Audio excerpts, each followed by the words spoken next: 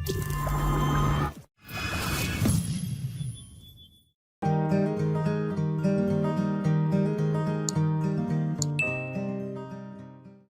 you doing? Duff here. We're doing a follow-up on my chicken coop solar power installation. Wanted to let you guys know how it's been working, what has met expectations, what has not met expectations. Right Popcorn, what do you think? And you might notice on the top of the run there is another addition to the solar project. That is a small 50 watt Renogy polycrystalline panel. What is... Oh wow, did you see that?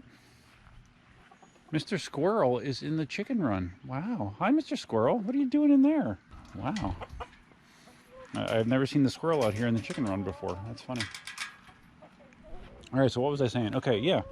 I just added this yesterday.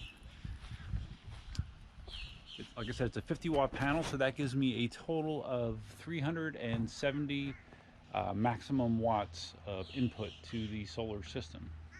I have that wired running in through the vent on the top of the coop. All right, so let's go inside. It's getting close to lunch, so let's see what the input is right now. Okay, hopefully you can see that. Right now we're pulling in 248 watts.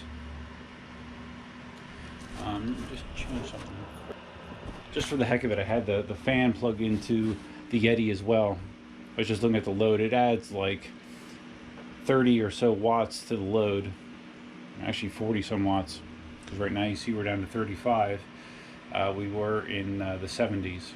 So yeah, right now the combination of panels is pulling in 246 watts. The 260 watt panels are plugged into the MPPT controller.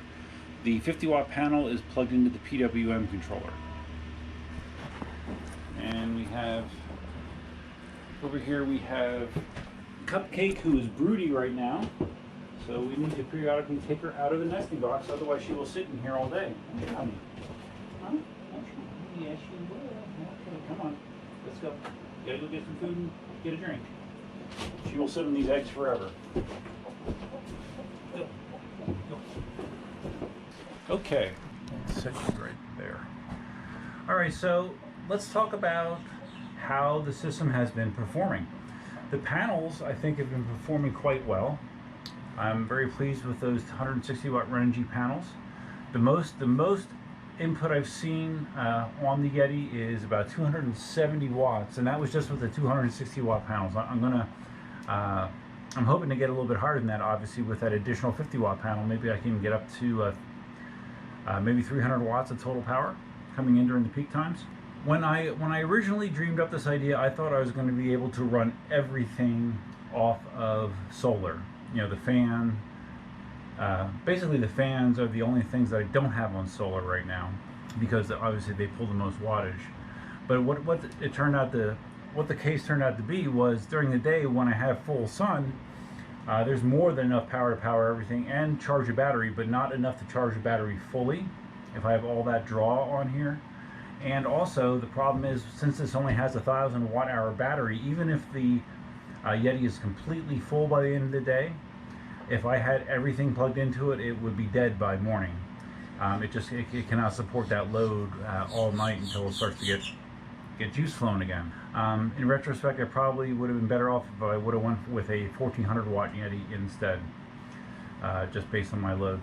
The other thing that I had to make provisions for are days that are not full sun. Believe it or not, even though I live in Florida, there are days where it's overcast, thunderstorms, that kind of stuff, and I've had several of those since I installed the system. And what I came up with as a solution for that is the AC input right here you see, which connects up here. I have that connected to a smart switch, a Wemo smart switch. So what I can do is, if I know that today is an overcast day, I can be proactive, and on the app on the phone I can turn on that switch, and then I will be getting AC input into the Yeti to charge it, to make sure that it does not run out of juice. So it's I don't know, it's kind of a cool solution to the problem. I also added this camera here so I can remotely monitor the display of the Yeti. Unfortunately, it seems like I always have a glare on this, so it's very hard to see the screen.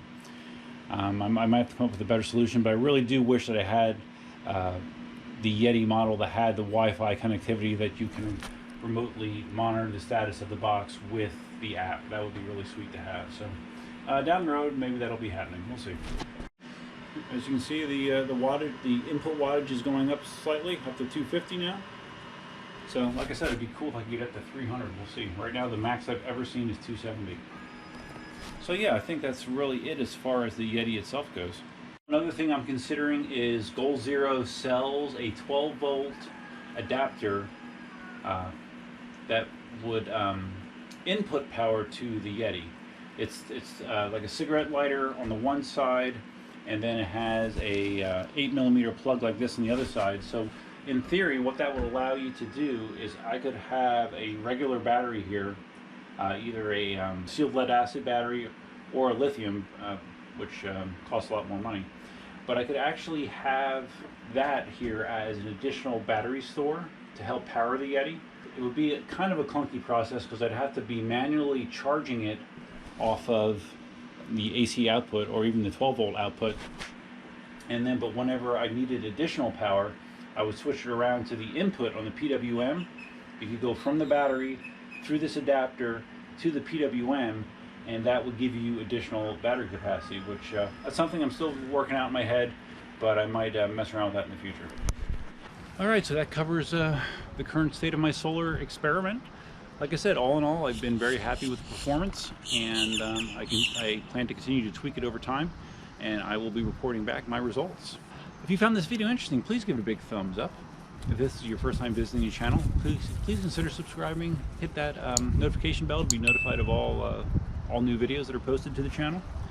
And feel free to leave your comments, suggestions, ideas, and thoughts below. I'll have a link to the various components of my solar system below in case you're looking for information about that.